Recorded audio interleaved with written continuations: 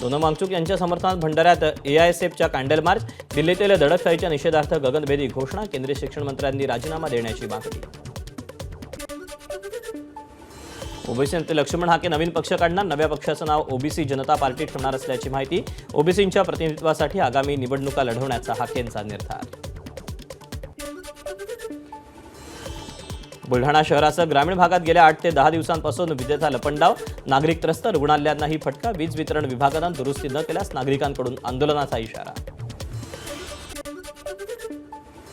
साताऱ्याच्या कोरेगाव तालुक्यात शिवनेरी साखर कारखान्याला दूषित पाणी प्रकरणी कारणे दाखवा नोटीस, 3 दिवसात उपाययोजना न केल्यास कायदेशीर कारवाईचा इशारा.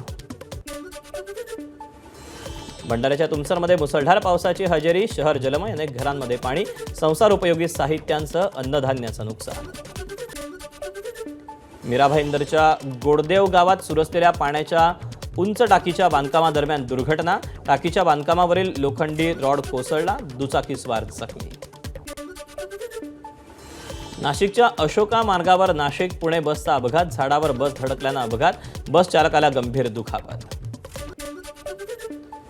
जालन्यातील अंबड तहसील कार्यालयाजवळ 5 ते 6 दुकानांना भीषण आग, घटनेत आजूबाजूच्या दुकानांचाही प्रचंड नुकसान, आगीचं कारण स्पष्ट.